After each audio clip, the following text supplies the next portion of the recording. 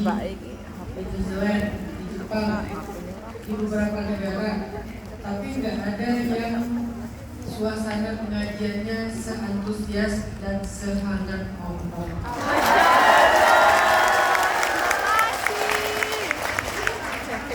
Padahal kalau mau dilihat di tempat lain itu kan ada mahasiswa, ada pekerja perawat, segala macam, semuanya hebat, tapi nggak ada yang bikin saya merasa nyaman seperti ada di antara pejuang-pejuang ini. Udah ya Bun, bagian bapak-bapaknya udah dibalas. Next insya Allah Bunda Nuris akan mengisi tausiah di pesantren saya. Udah suruh ganti ya. Udah sering ngaji, Bunda Nuris setiap bulan ketemu kiai. Setiap bulan ketemu atas nikmat iman yang Allah berikan ke dalam hati kita. Semoga iman di hati kita terus Allah tambahkan bersama iman yang ada dan menjadi melekat di hati kita sampai akhir hayat kita. Salawat dan salam Allahumma sholli ala sayyidina Muhammad wa ala alihi wa sahbihi wa man tabi'ahu ila yaumiddin amma ba'd.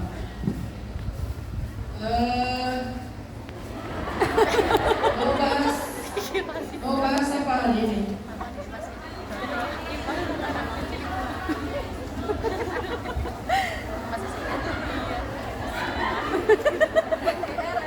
Ini yang pakai video ini udah filter belum? Akan mendengarkan tausiah dari Umi Hanif Akhirat sebetulnya. Cuman karena saya kata Bunda Nuris tuh sebagai penaris, saya bilang ke Bunda Nuris kalau penaris itu biasanya di depan bapak gini-gini. Jadi saya pengen di depan gini-gini aja, ya kamu ya Umi Hanif. Tapi kata Umi kayaknya saya harus ngasih mukadimah. Jadi saya disuruh-suruh hari ini, disuruh Bunda Nuris, disuruh Umi, disuruh MC. Jadi saya cuma mau ngasih mukadimah aja. Kalaupun di depan kita itu judulnya adalah mengetuk pintu mantan ya.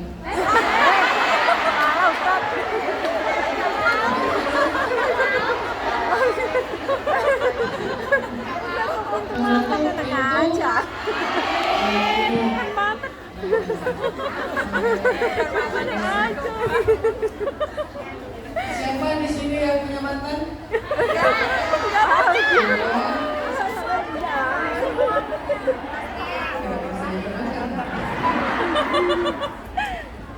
Oke, kita akan bahas. Saya cuma ingin menyampaikan mukadimah tentang mengetuk pintu langit.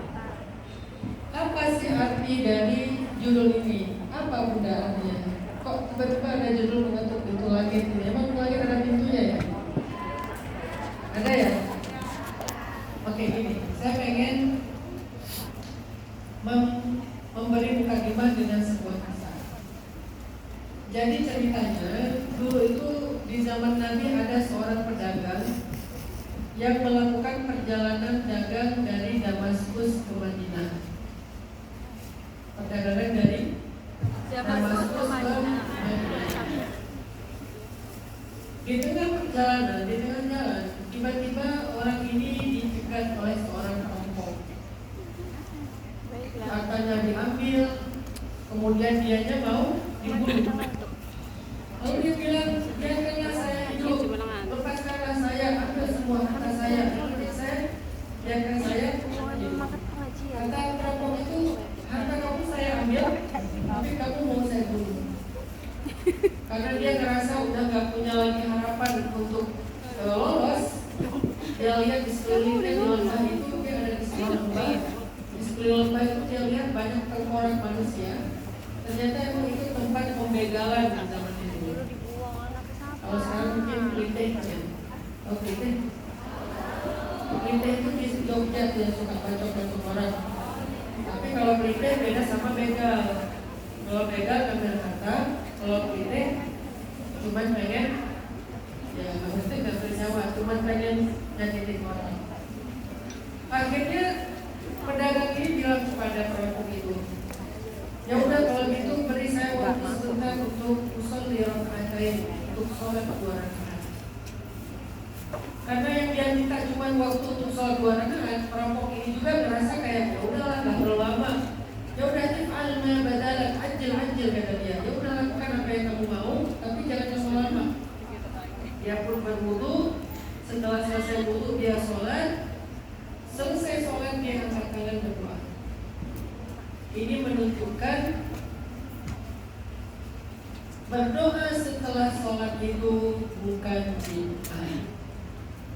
Karena nanti apa yang terjadi ini dia ceritakan kepada Rasul dan Rasulullah tidak menyalahkan dia. Jadi setelah selesai dia sholat dia berdoa.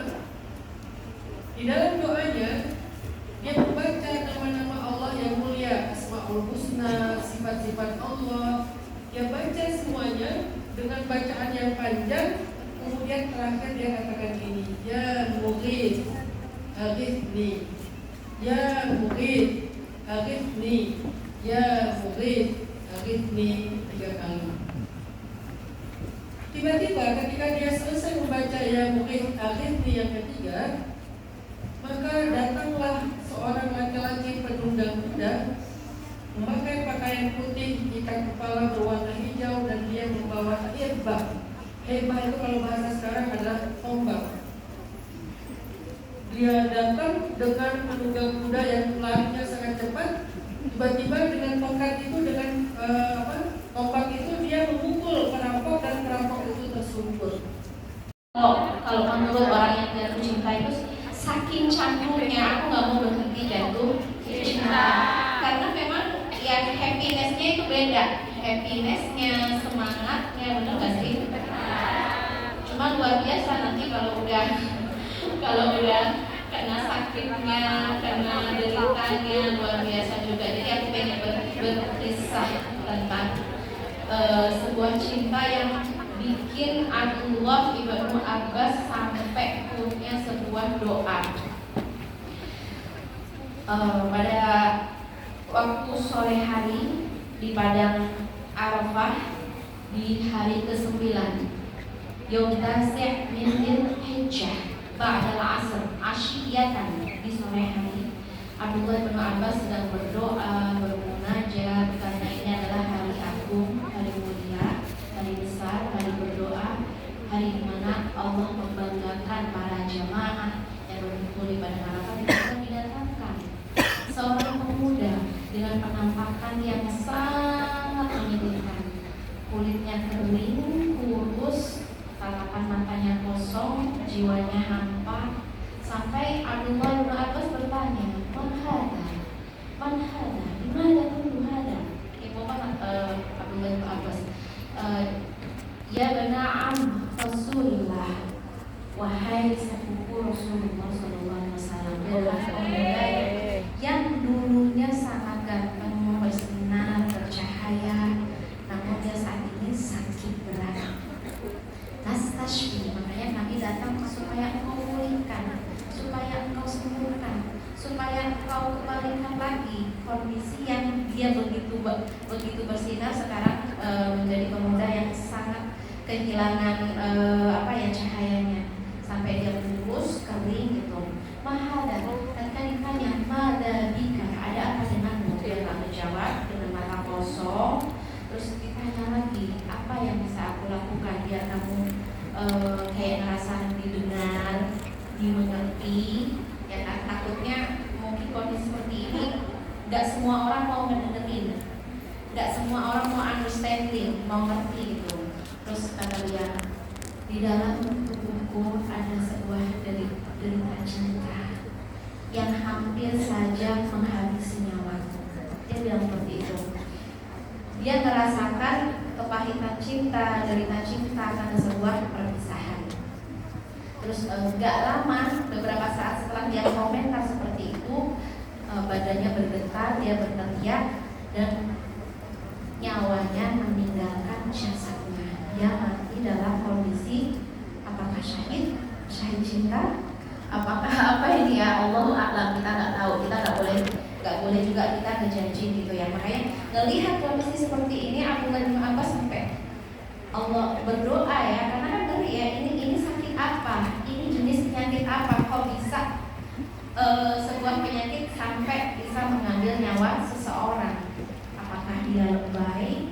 apakah dia bucin, apakah dia, maaf ya, ini kalau bahasa kita adalah tolong banget sih, masa karena cinta dia mati.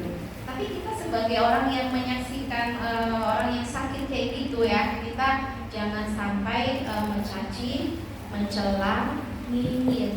Jadi contohlah dari sikap Abdullah bin Abbas. Kalau melihat kondisi seperti itu, cepat-cepatlah kita berdoa, Allahumma inni a'udzubika minal ishqi. Ya Allah, jauhkan aku dari musibah cinta, derita cinta, brutanya rasa rindu, ya, kepedihan cinta, pedihnya cinta, karena itu real. Gak semua orang ngerasain, makanya ya biasa aja gitu. Yang tidak merasakan, bahkan Al-Busiri sahib Burdah, seorang penulis syair cinta, tapi cintanya itu untuk Rasulullah karena dia fakih tentang cinta dan dia mendengar kisah cinta, mendengar banyak sekali kisah cinta, dan dia mengatakan, aku meminta maaf untuk kalian wahai para penyinyir, jangan coba-coba nyinyirin orang yang lagi jatuh cinta. Karena jika kalian merasakan derita yang sama, kalian merasakan kepahitan yang sama, kalian gak akan pernah menjadi seorang tukang nyinyir, ya kan? Jadinya jangan pernah kalian julid, nyinyir dan ngebaperin orang yang sedang jatuh cinta. Oke, masya Allah. Jadi memang kondisi orang jatuh cinta itu secara umum ya. Ini contoh cowok, yang cewek siapa? Zulaiha itu perempuan cantik, sudah ada suami, dia punya posisi, dia seorang tokoh perempuan ya di negerinya ya. Tapi ketika dia jatuh cinta, apa yang terjadi? Dia kehilangan akalnya, dia kehilangan maksudnya yang dia nggak lagi memikirkan tentang status dia, nggak lagi memikirkan apapun, yang penting jatuh cinta. Makanya orang jatuh cinta itu benar-benar udah jadi dia itu aslinya pelit banget. Gak apa-apa, yang penting aku dia complicated, sadar gak sih? Sadar sih, bener, dia complicated. Tidak, aku udah jatuh sayang, coba dia itu sangat main belakang, iya sih, tapi aku udah jatuh sayang. Pokoknya semua yang kita ucapkan kayak udah mental. Begitu kondisi orang yang jatuh cinta. Makanya kalau para perempuan di zaman Zulaiha ya, mereka nyebut Zulaiha apa coba? Qad syaghafaha hubbah.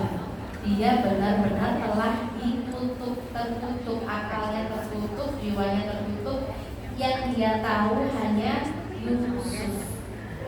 Yang dia ingat hanya Yusuf. Memori dia. Jangan pernah kalian julid, nyinyir dan ngebaperin orang yang sedang jatuh cinta. Oke, masya Allah. Jadi memang kondisi orang jatuh cinta itu secara umum ya. Ini contoh cowok, yang cewek siapa? Zulaiha itu perempuan cantik, sudah ada suami, dia punya posisi, dia seorang tokoh perempuan ya di negerinya ya. Tapi ketika dia jatuh cinta, apa yang terjadi? Dia kehilangan akalnya, dia kehilangan maksudnya yang dia nggak lagi memikirkan tentang status dia, nggak lagi memikirkan apapun, yang penting jatuh cinta. Makanya orang jatuh cinta itu benar-benar udah jadi dia itu aslinya pelit banget. Gak apa-apa, yang penting aku dia complicated, sadar gak sih? Sadar sih, bener, dia complicated. Tidak, aku udah jatuh sayang, coba dia itu sangat main belakang, iya sih, tapi aku udah jatuh sayang. Pokoknya semua yang kita ucapkan kayak udah mental. Begitu kondisi orang yang jatuh cinta. Makanya kalau para perempuan di zaman Zulaiha ya, mereka nyebut Zulaiha apa coba? Qad syaghafaha hubbah. Dia benar-benar telah tertutup, akalnya tertutup, jiwanya tertutup. Yang dia tahu hanya Yusuf, yang dia ingat hanya Yusuf.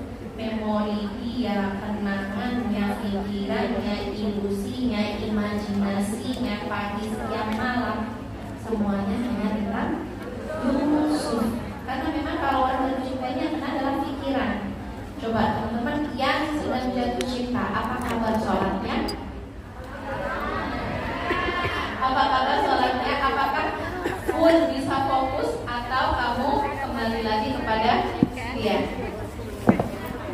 Apa kabar pagi siang malamnya? Ya pagi siang malam dia berpikiran, ngapain aja dia berpikiran. Jadi kayak benar-benar orang jatuh cinta ini butuh sebuah healing ya, sebuah kayak kesadaran. Gimana ini untuk kembali lagi kan nggak fitrah perempuan atau fitrah siapapun kita itu fokus kepada Allah Subhanahu Wa Taala. Ketika kita sudah berubah fokus ya ini sudah enggak fitrah lagi. Nah ini kita belajar tentang self control ya, kita ingat lagi tentang self integrity, self love, self respect. Kalau kita kehilangan 4 hal ini ketika kita jatuh cinta, maka kita akan bereaksi seperti orang-orang yang ya mungkin inna sholati wa nusuki wa mahyaya wa mamati lillahi, untuk kekasih aku.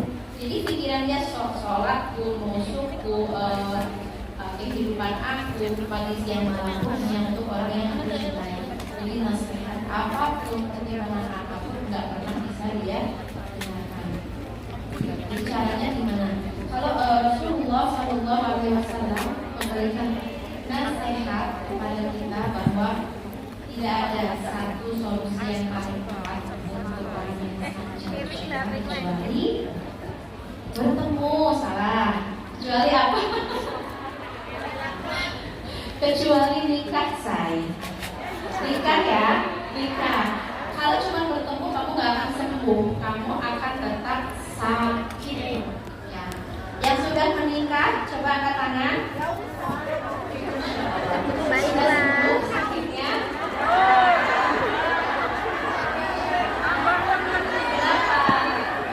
Sudah. Lalu ketemu lagi, yes, benar banget. Karena orang yang selalu jatuh cinta itu dia bisa melampaui apapun ya, dengan kalimat, dengan pikiran kita meskipun jauhan secara fisik, tapi secara emosi, secara jiwa kita selalu ingin tahu, selalu ingin berjumpa, selalu ingin ketemu. Nah, ini bagus kalau sudah halal. Apa kabar kalau masih cinta terlarang? Ya kan? Apa kabar kalau masih cinta yang haram? Jadi pasti sulit banget, namanya self control. Jadi observe. Jadi orang jatuh cinta itu kalau kita nggak pandai observe, nggak pandai observe itu meneliti diri aku. Kenapa aku jatuh cinta? Awalnya ini apa yang dilalui? Aku nggak tahu. Aku jatuh cinta ini kenapa? Jatuh cinta ini dari Allah kah? Dari diri